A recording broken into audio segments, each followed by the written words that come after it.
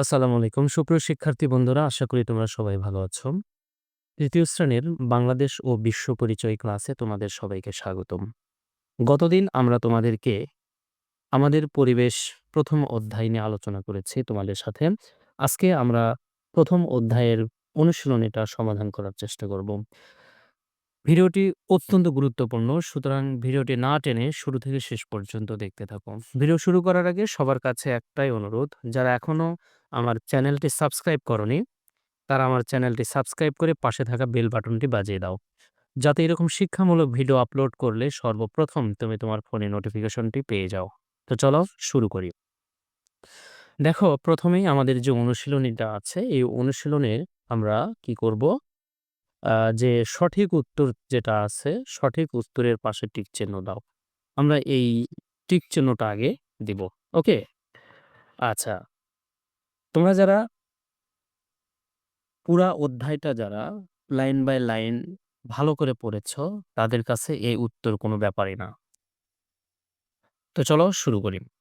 ১ নম্বরে বলেছে যে সামাজিক পরিবেশের উপাদান কোনটি? আমি তোমাদেরকে বলেছিলাম যে সামাজিক পরিবেশের উপাদানগুলো কোনগুলো? সামাজিক পরিবেশের উপাদান হলো ওই সমস্ত জিনিস যেগুলো মানুষ তৈরি করতে পারে। আচ্ছা, তাহলে দেখো, এটা কি? পাখি। পাখি কি মানুষ তৈরি করতে পারে? না। তাহলে এটা উত্তর হবে না। আচ্ছা, গাছ। গাছ কি মানুষ তৈরি করতে পারে? না। তাহলে এটা উত্তর হবে না। নদী। নদী কি মানুষ তৈরি করতে পারে? না। এটা উত্তর হবে না। উত্তর হবে কি? বিদ্যালয়। মানুষ বিদ্যালয় তৈরি করতে পারে। ২ নাম্বারটা দেখো, প্রাকৃতিক পরিবেশের উপাদান কোনটি? তাহলে বলেছিলাম প্রাকৃতিক পরিবেশটা কাকে বলে? যে প্রকৃতি প্রদত্ত যে জিনিসগুলো, অর্থাৎ মানুষের তৈরির বাইরে, মানুষের তৈরির ক্ষমতার বাইরে আল্লাহ প্রদত্ত যে জিনিসগুলো, সেগুলো হলো কি? সেগুলো কি? প্রাকৃতিক পরিবেশের উপাদান। আচ্ছা, তাহলে দেখো, বাড়ি কি প্রাকৃতিক পরিবেশের উপাদান? এগুলো কিন্তু মানুষ তৈরি করতে পারে। তাহলে এটা উত্তর নয়। এরপরে কি দেখো, রাস্তা। রাস্তা কিন্তু আমরা তৈরি করি। তাহলে এটাও নয়। এরপরে কি? সেতু। সেতু আমরা কিন্তু মানুষ তৈরি করি। তাহলে এটাও নয়। তাহলে একমাত্র এটা কি আছে? গাছ। গাছটা প্রাকৃতিক পরিবেশের উপাদান। ৩ নাম্বার কি বলছে? কোনটি শীতকালীন ফল? শীতকালে পাওয়া যায় নিচের কোন ফলটি? শীতকালে পাওয়া যায় নিচের কোন ফল? তাহলে কি? আম, কাঁঠাল এই ২ টাই কিন্তু গ্রীষ্মকালীন ফল। আম, কাঁঠাল ২ টাই গ্রীষ্মকালীন ফল।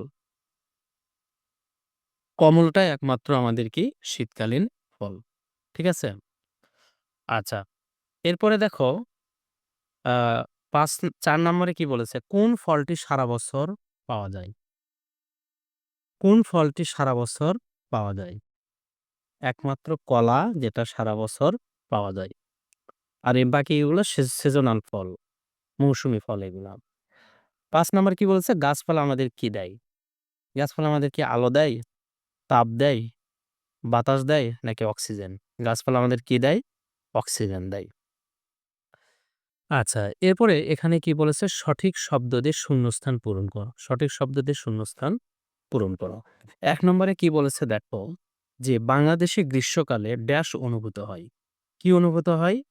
বাংলাদেশে গ্রীষ্মকালে গরম অনুভূত হয়। ঠিক আছে? তাহলে এখানে কি হবে? গরম। বাংলাদেশে বর্ষাকালে কি অনুভূত হয়? গরম। অতিবৃষ্টির কারণে কখনো, কখনো ড্যাশ হয়। অতিবৃষ্টি মানে কি? বেশি বৃষ্টি হলে তখন কি হয়? অবশ্যই কি হবে তখন? বন্যা দেখা দেয়। অতিবৃষ্টির কারণে বন্যা হয়। আচ্ছা, এরপর কি আমাদের সমাজে রয়েছে কৃষক, ব্যবসায়ী, শিক্ষকসহ বিভিন্ন পেশা। কি হবে? বিভিন্ন পেশার মানুষ। এখানে কি হবে? পেশার। ঠিক আছে? বিভিন্ন পেশার। ওকে। বিভিন্ন এলাকায় বিভিন্ন জাতি, ধর্ম, গোষ্ঠীর লোক কি করে? মিলেমিশে তাহলে বসবাস করে। কিন্তু কিভাবে বসবাস করে তাহলে? মিলেমিশে। কিভাবে বসবাস করে? মিলেমিশে। আচ্ছা, মিলেমিশে বসবাস করে। ওকে? আমরা ড্যাশ স্থানে প্লাস্টিক, পলিথিন ব্যাগ ও ময়লা আবর্জনা ফেলবো। কি হবে? নির্দিষ্ট স্থানে। নির্দিষ্ট স্থানে আমরা কি করব? ময়লা আবর্জনা ফেলবো, হ্যাঁ? নির্দিষ্ট স্থানে। ঠিক আছে? নির্দিষ্ট স্থানে প্লাস্টিক, পলিথিন ব্যাগ ও ময়লা আবর্জনা ফেলবো। আচ্ছা। এখন দেখো বাম পাশের বাক্যাংশের সাথে ডান পাশের বাক্যাংশে মিল করো। তাহলে আমরা বাম পাশেগুলো দেখব, ডান পাশেগুলো দেখব। প্রাকৃতিক পরিবেশের প্রাকৃতিক পরিবেশের উপাদানগুলোর মধ্যে প্রাকৃতিক পরিবেশের উপাদানগুলোর মধ্যে রয়েছে আচ্ছা কি রয়েছে? বৈচিত্র্য রয়েছে। আচ্ছা। নদ-নদী, খাল-বিল, হাওর-বাওর ইত্যাদি কি প্রকৃতিকে করেছে বৈচিত্র্যপূর্ণ। অতিবৃষ্টির কারণে কখনো, কখনো কি হয়? বন্যা হয়।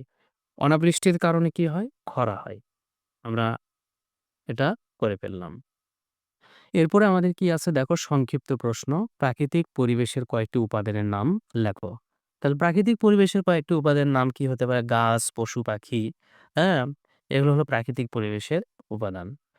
আচ্ছা সামাজিক পরিবেশের উপাদান কি? ঘরবাড়ি, বিদ্যালয়, রাস্তাঘাট, তারপরে বিদ্যালয় এগুলো কি? সামাজিক পরিবেশের উপাদান। বিভিন্ন অঞ্চলে বিভিন্ন ধরনের প্রাণী দেখতে পাওয়া যায় কেন? পরিবেশের বিভিন্ন বৈচিত্র্যতার কারণে। আচ্ছা বর্ণনামূলক প্রশ্ন দেখো কিভাবে বৈচিত্র্যপূর্ণ প্রাকৃতিক পরিবেশ গড়ে ওঠে? আমাদের জীবনে গাছপালা গুরুত্বপূর্ণ কেন? গুরুত্ব সম্পর্কে লেখো। পরিবেশের বৈচিত্র্য সংরক্ষণ করা প্রয়োজন কেন? আগে আমরা সংক্ষিপ্ত প্রশ্ন নিয়ে আলোচনা করব দেখো। কি বলেছে? ১ নাম্বার সংক্ষিপ্ত প্রশ্ন ছিল, প্রাকৃতিক পরিবেশের কয়েকটি উপাদানের নাম লিখে। আমাদের চারপাশের প্রকৃতির সব উপাদান নিয়ে প্রাকৃতিক পরিবেশ সৃষ্টি হয়েছে। তার প্রাকৃতিক পরিবেশের কয়েকটি উপাদানের নাম হলো জলবায়ু, মাটি, পানি, গাছপালা, পশু-পাখি, নদী-নালা, খাল-বিল ইত্যাদি।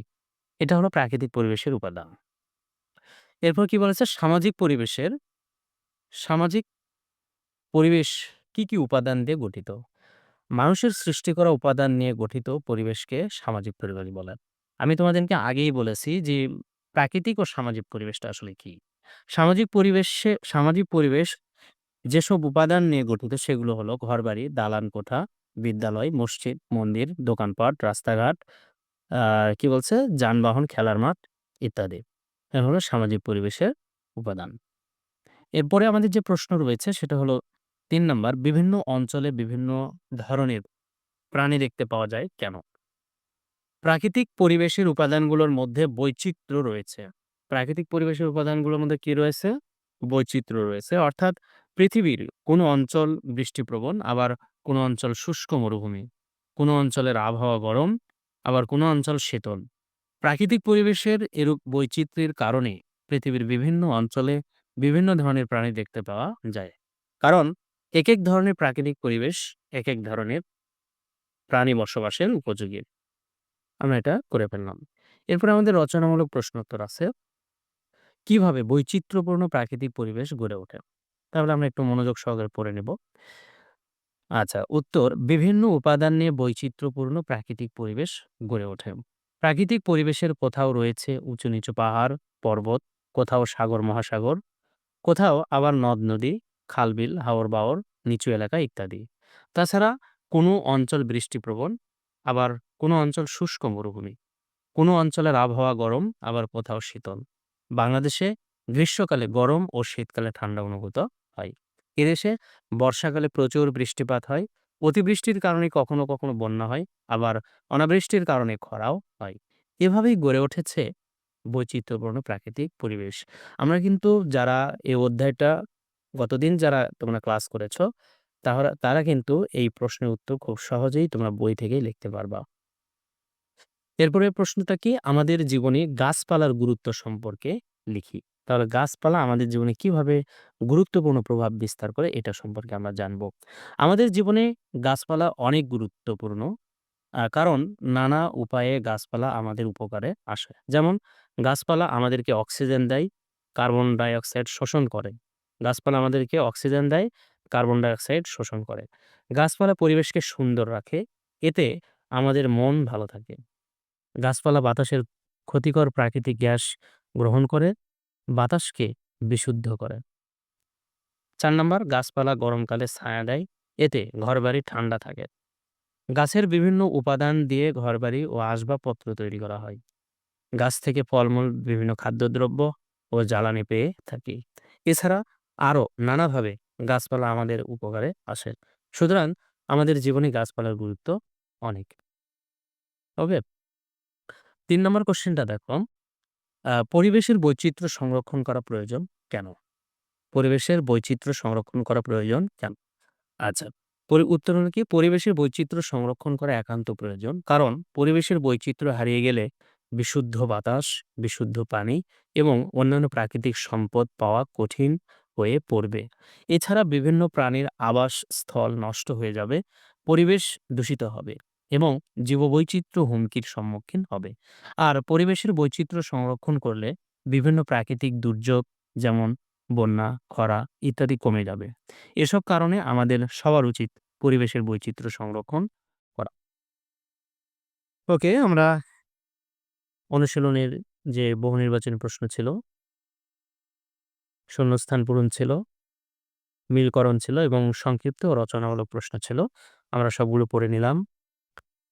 আজকে এ পর্যন্তই। দেখা হবে নতুন কোনো ভিডিওতে। ততদিন তোমরা ভালো থেকো, সুস্থ থেকো। আল্লাহ হাফেজ। ধন্যবাদ সবাইকে।